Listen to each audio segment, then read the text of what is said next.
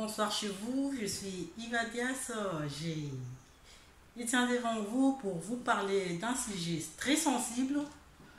Sujet sensible à cause de tout ce que les femmes, les filles, les enfants continuent à vivre en plein 21e siècle. Et nous sommes sentis interpellés parce que nous sommes activistes de droits de l'homme et ces sujets concernent tout le monde. Étant donné que le monde est un village planétaire où nous sommes appelés à vivre dans une relation d'intersociabilité, où nous sommes appelés à avoir interaction entre nous dans nos milieux de travail, dans la famille, cette relation d'interdépendance permet à ce que tout le monde puisse affirmer son identité et vivre dans la sociabilité. Les violences contre les femmes et les filles constituent une forme de violation des droits de l'homme le plus persistante, le plus dévastatrice et encore le plus persistante. Oui, ça persiste. Pourquoi elles persistent, toutes ces violences-là à l'égard de femmes et de filles? C'est à cause de plusieurs raisons et ces raisons, nous les vivons. Tout le monde le vit d'une manière ou d'une autre, dans la société, dans sa famille, partout où nous pouvons nous retrouver, tout le monde peut réellement reconnaître ces raisons. Ces raisons, c'est lorsque, face à cette violence, il y a l'impunité qui bat son plein, oui. Les auteurs de ces violations-là, de ces violences, ne sont pas punis, ne sont pas sanctionnés par rapport à leurs actes posés. Et nous voyons aussi les silences lorsque la victime ne sait pas dénoncer son violeur. Et ça fait partie de raisons qui font que cette violation puisse persister et puisse continuer à dévaster la société. Nous voyons aussi la stigmatisation du sentiment de honte qu'éprouve la victime face à cet acte qui a été posé. Voilà pourquoi, face à cette forme de violence, nous avons pensé aborder cela avec beaucoup plus de sérieux pour interpeller à tout le monde lorsque nous nous retrouvons face à cette situation, lorsque nous nous retrouvons face aux auteurs qui ont commis ces horribles actes. Nous ne devons pas nous taire, nous devons dénoncer. C'est de cette manière-là que nous allons apporter notre pierre d'édifice pour que ces genres de violences puissent être anéantis de notre société ou encore dans le monde. Ces formes de violence peuvent être physiques, elles peuvent être sexuelles, elles peuvent être psychologiques. Nous voyons telles que de violences d'un partenaire intime. Là, dans le couple, oui, vous allez dire en couple, marié ou en union, il existe aussi cette forme de violence sexuelle lorsque les femmes n'ont pas cette décision de pouvoir consentir à l'acte qui doit être posé. Lorsque l'acte lui est imposé, ça c'est une forme de violence qui est subie la femme dans le mariage ou encore en union. Et nous voyons aussi dans le mariage ou encore au sein en union, lorsque la femme n'est pas autorisée à prendre la contraception. Ça aussi, c'est une forme de violence que nous devons dénoncer. Nous ne devons pas nous taire parce que le silence ne va pas apporter la solution, ne va rien résoudre.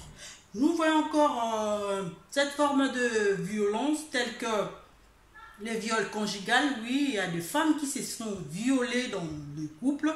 Nous voyons aussi la féminicide, lorsque les femmes sont tuées à cause de cette violence sexuelle par les hommes. Ça aussi, nous devons dénoncer, nous ne devons pas nous taire, nous devons réellement dire haut pour que ces actes-là puissent être sanctionnés, parce que c'est votre droit. Nous avons aussi des violences sexuelles, harcèlement, viol, actes sexuels, abus sexuels sur les enfants, de mariage forcé, les harcèlements criminels, il y a les cyber-harcèlements dans des réseaux où les gens ne font que harceler les gens sexuellement.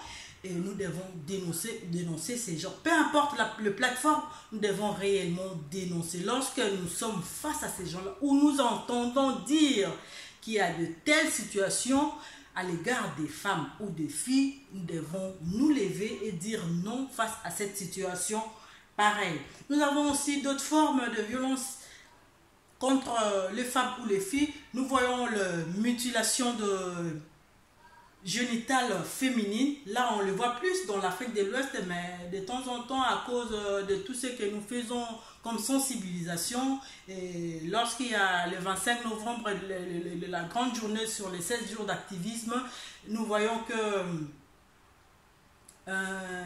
les gens sont plus sensibilisés, les femmes sont sensibilisées, ils sont accompagnés par les hommes qui sont conscients qu'ils doivent accompagner la femme pour que cela puisse cesser, cela puisse terminer. Et nous voyons aussi le mariage précoce. Lorsque la fille n'a pas encore atteint sa majorité, c'est 18 ans, il se voit obligé d'épouser telle personne ou d'aller en mariage. Cette forme aussi, cette façon de faire les choses constitue aussi une forme de violence à l'égard de la fille. Quelles sont les conséquences par rapport à toutes ces violences que vivent ces victimes de violences? Nous voyons que ces victimes de violences, ces femmes, ces filles, sont affectées dans tous les stades de leur vie. Psychologiquement, elles sont affectées et ça bloque le processus pour que les femmes puissent avancer, pour que les femmes puissent être épanouies. Voilà pourquoi nous devons permettre à la femme, à la fille, de pouvoir apporter, de jouir de ces droits-là qui lui reviennent.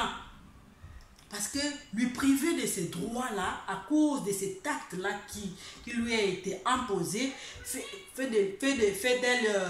que cette femme se retrouve dans un obstacle où elle ne sait pas se réaliser. Là, il n'y a plus de réalisation de l'égalité parce qu'elle se voit réellement stigmatisée, marginalisée. C'est elle, au lieu qu'elle soit victime, c'est elle maintenant qui est visée du doigt parce que c'est elle qui est agent causeur de tout ça. Donc nous devons vraiment, lorsque nous sommes face à ces genres de violations, nous devons dénoncer et dire non.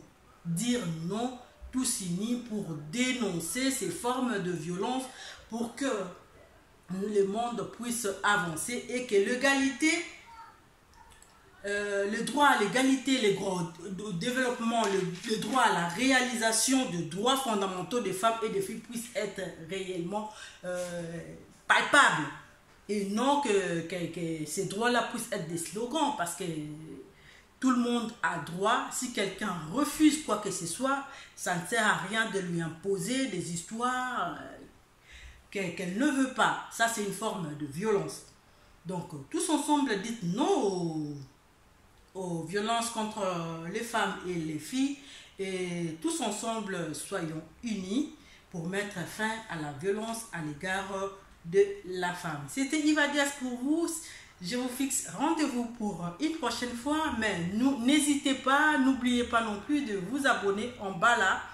Il y a s'abonner qui est affiché, cliquez, lorsqu'il y a une cloche qui apparaît, cliquez sur la cloche et je vous fixe rendez-vous pour une prochaine fois. Bye!